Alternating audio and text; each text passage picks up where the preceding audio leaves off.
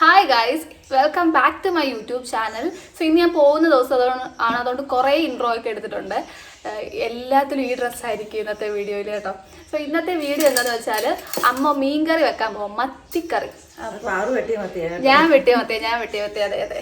ആദ്യമായിട്ട് മീൻ വെട്ടി 2 കിലോ മത്തി ഞാൻ ഒറ്റയ്ക്ക് വെട്ടിയിരുന്നു. പകുതി എത്ര എന്താ കള്ള പറഞ്ഞേ. ഇതെന്റെ അമ്മ ജയലക്ഷ്മി. വീഡിയോയിലൊക്കെ വരാൻ ഭയങ്കര നാണ കേട്ടോ. ഈ വീഡിയോ ഇടാൻ സംഭവിക്കുമെന്ന് എനിക്കറിയത്തില്ല.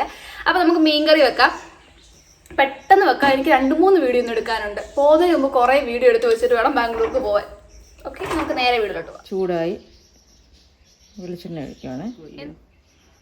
ആദ്യം കൊച്ചുള്ളി, ഉള്ളി ചെറുതായിട്ട് 2ആയിട്ട് കീറി. ചെറിയ ഉള്ളിയായിരുന്നു കേട്ടോ, സവാളയല്ല, കൊച്ചുള്ളി. ഒത്തിരി ഇത് ബ്രൗൺ കളർ തോന്നുന്നുണ്ട്. വെളുത്തുള്ളി ചെറുതായിട്ട് അരിഞ്ഞത്, ഒരു 3-4 വെളുത്തുള്ളി ഉണ്ട്. മീനിൻ്റെ അനുസരിച്ച് വെളുത്തുള്ളി അതും ജസ്റ്റ് ഒന്ന് സോട്ട് ചെയ്ത്.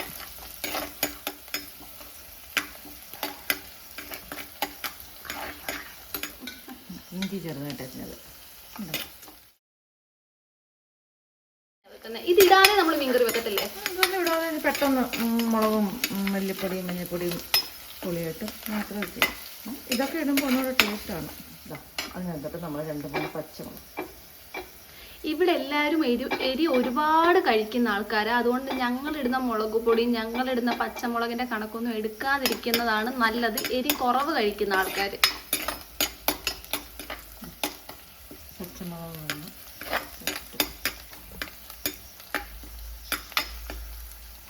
ഒരുപാട് വഴറ്റണ്ടെന്നാണ് അമ്മ പറയുന്നത്. ഒരുപാട് വഴറ്റിയ എന്തെങ്കിലും പ്രശ്നം പറ്റുമോ? ഇനി ഞാൻ ഇളക്കാം. എനിക്കും മീൻകറിയൊക്കെ വെക്കാൻ അറിയാം, അല്ലേ അമ്മേ?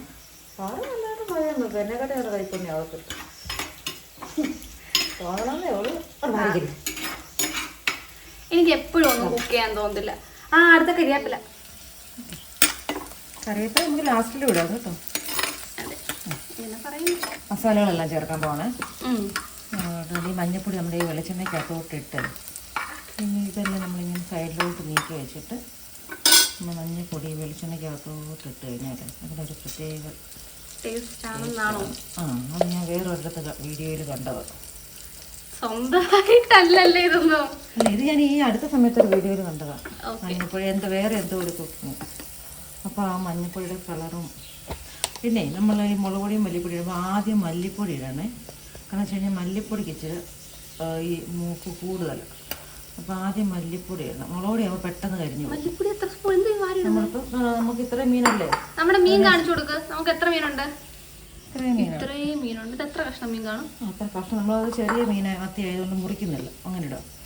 മല്ലിപ്പൊടി ഒരു 2.5 സ്പൂണ്. ഇത് ചെറിയ സ്പൂണാണ്. 2.5 സ്പൂൺ മല്ലിപ്പൊടി ഇട്ടു. അതൊന്ന് ജസ്റ്റ് ഒന്ന് കൊടുത്ത് ഇനി അതിനകത്തോട്ട് മുളക്. നമ്മൾ എരിവ് കൂടുതലായതുകൊണ്ട് നമുക്ക് മുളക് പൊടി ഇച്ചിരി കൂടുതലിടും. അപ്പോൾ 1 2 3 അല്ല, ഇത് എരിവ് കുറവുള്ള മുളക് പൊടിയാടി. ഈ കളറുണ്ടെന്നുള്ളൂ, എരിവ് കുറവായി മുളക് പൊടിക്ക്.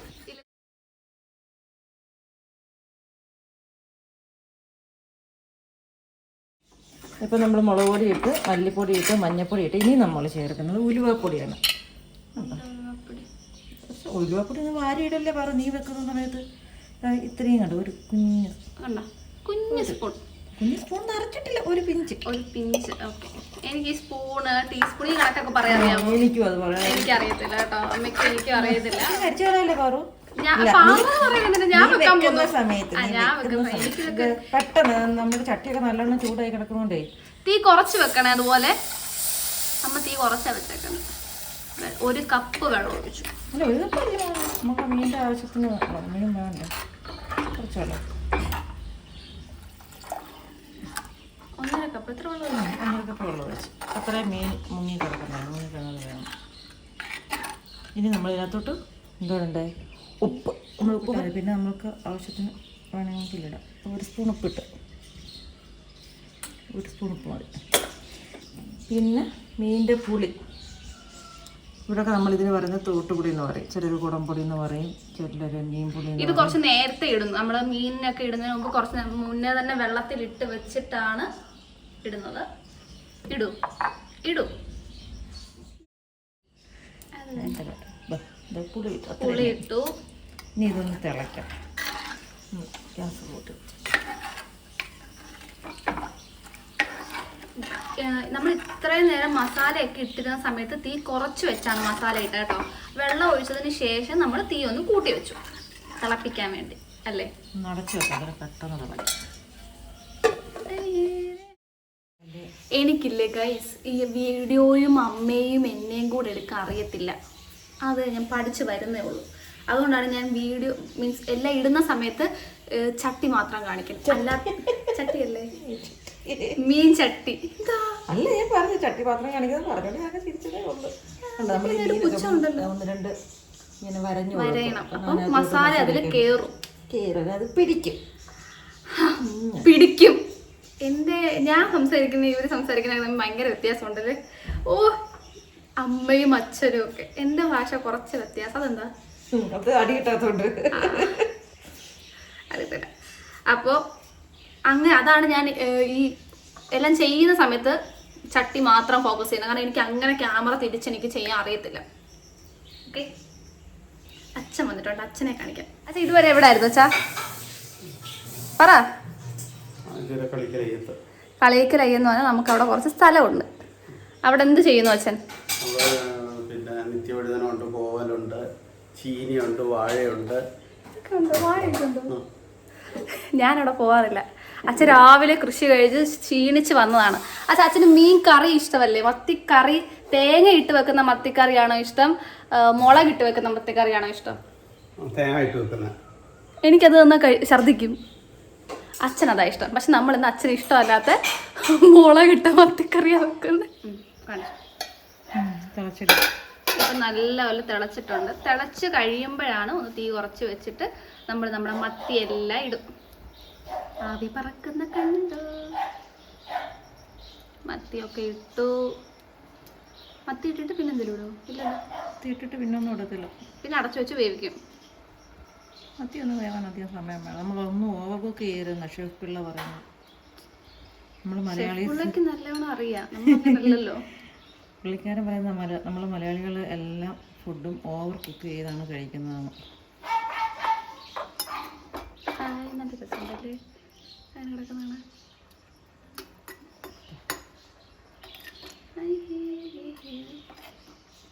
പെട്ടെന്നില്ലേ മീൻ കറി വെക്കാൻ?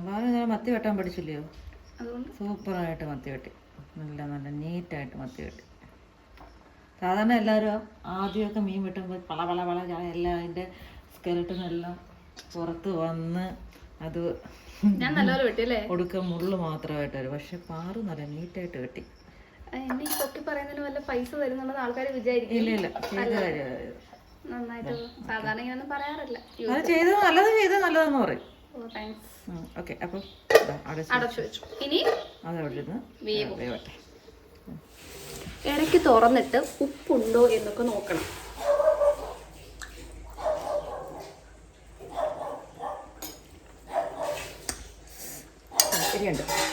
അമ്മയുടെ ഓവർ റെസ്ട്രിക്ഷൻ എങ്ങനെയുണ്ട്? ഇടയ്ക്ക് കറക്കി വെക്കണം. കറക്കി വെക്കുന്ന കാണിക്ക്. കറക്കി വെക്കുന്ന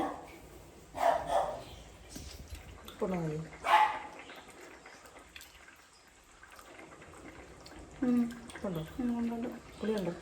ആ, പുളിയുണ്ട്. അമ്മയ്ക്ക് ഇതൊക്കെ വെക്കാൻ അറിയാം നല്ലപോലെ. അറിയാത്തത് എന്തൊക്കെയാണെന്നറിയാമോ? ചിക്കൻ വെറൈറ്റികൾ. ചിക്കൻ കറി വീട്ടിൽ നല്ല സൂപ്പറായിട്ടുണ്ട്. അതിൻ്റെ വെറൈറ്റി പിടിക്കുവാണെങ്കിൽ അറിയില്ല. പിന്നെ ഈ കഴിഞ്ഞ ദിവസം ഒരു മുരിങ്ങക്കരല്ല കോവയ്ക്കല്ലേ കറി വെച്ചേ. എന്തായിരുന്നു കുഴപ്പം? കോവയ്ക്ക വെന്തില്ല. കോവയ്ക്ക ആവശ്യത്തിന് വെന്തായിരുന്നു. കടിക്കുമായിരുന്നു. കടിക്കും, നീയാ കടിക്കുന്നത്. അതുപോലെ തന്നെ കോവയ്ക്ക പിന്നെ അതിനകത്ത് പുളി അങ്ങ് കൂടുതലായിരുന്നു. പിന്നെ കഴിച്ചു.